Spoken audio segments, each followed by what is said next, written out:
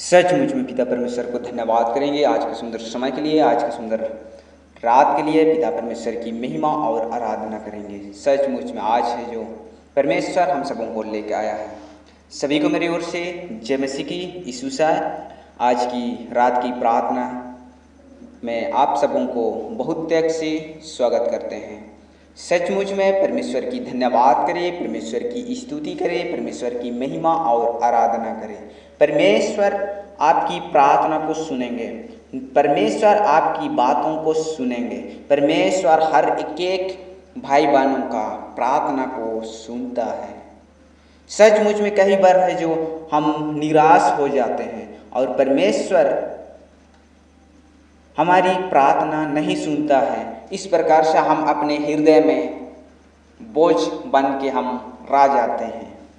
लेकिन परमेश्वर का जीवित वचन हमें बताता है कि बलिदान चढ़ाओ तो प्रार्थना तेरा सुन लेगा। सचमुच में हम परमेश्वर का जीवित वचन पर पाए जाते हैं कि कई बार ऐसा हो जाता है कि हमारी प्रार्थना है जो हम परमेश्वर तक किस प्रकार से पहुंचा सकते हैं या हम सोचते हैं, लेकिन परमेश्वर का जो जीवित वचन हम सबों को बताता है कि तेरी प्रार्थना एक दिन ऐसा दिन आएगा कि तुम्हारा प्रार्थना जरूर परमेश्वर के पास पहुंचेगा और जरूर परमेश्वर सुनेंगे।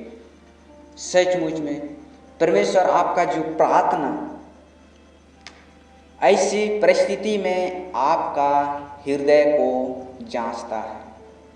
निराश हो जाते हैं हम, कई बार अपने लाइफ में निराश हो जाते हैं कि मेरी प्रार्थना परमेश्वर क्यों नहीं सुन रहा है।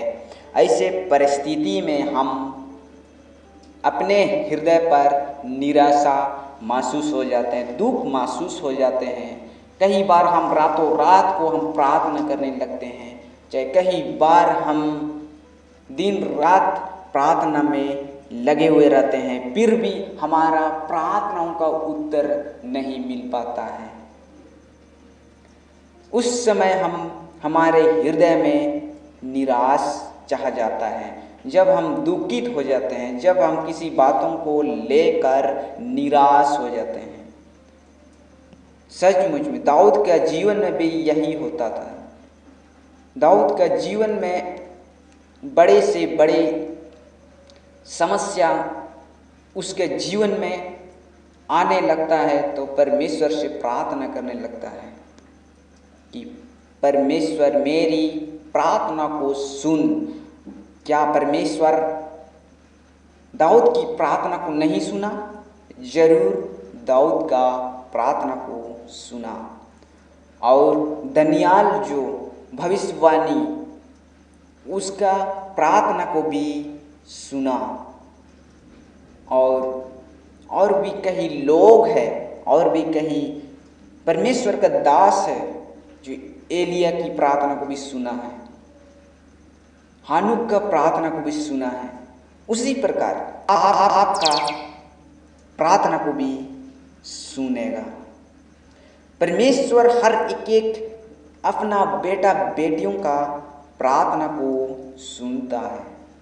इसलिए आप अपने लाइफ में निराश ना हो, इसलिए अपने लाइफ में कि परमेश्वर मेरी प्रार्थनाओं का उत्तर क्यों नहीं दे रहा है, ये चीज़ आप अपने लाइफ में कभी ना सोचे।